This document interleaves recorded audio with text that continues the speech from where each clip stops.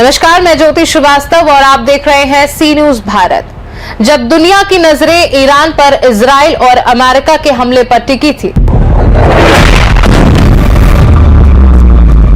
भारत के प्रधानमंत्री नरेंद्र मोदी की चुप्पी ने सबको चौंका दिया।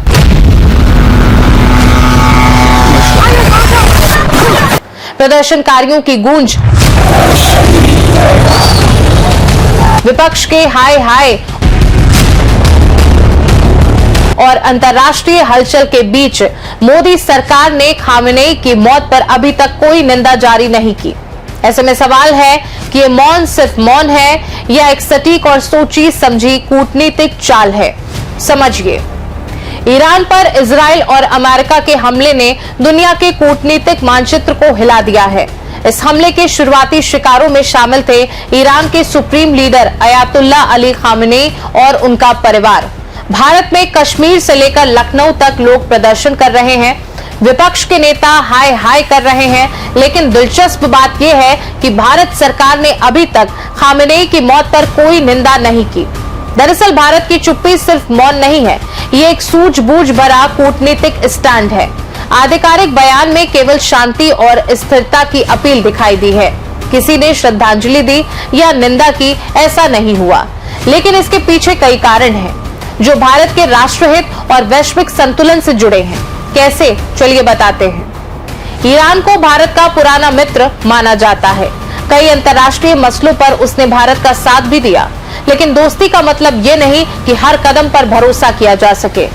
इतिहास में ऐसे मौके आए जब ईरान ने पाकिस्तान का साथ देकर भारत के लिए मुश्किलें खड़ी की। 1965 और 1971 के युद्धों में ईरान ने पाकिस्तान को हथियार, पैसे और विमान मुहैया कराए।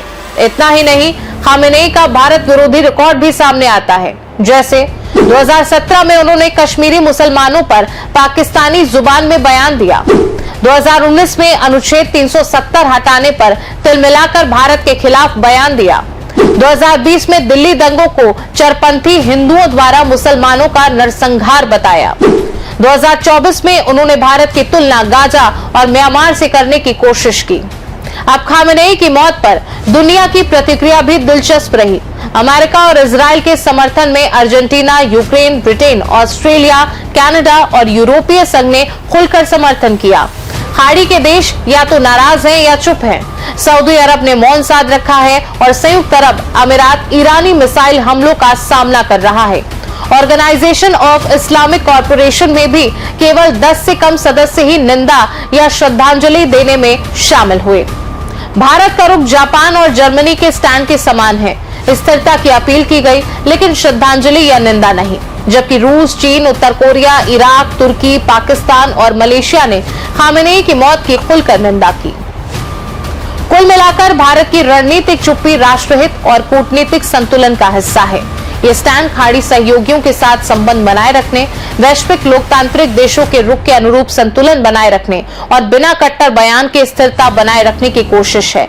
ये केवल मौन नहीं, बल्कि एक स्मार्ट और सोची समझी कूटनीतिक चाल है।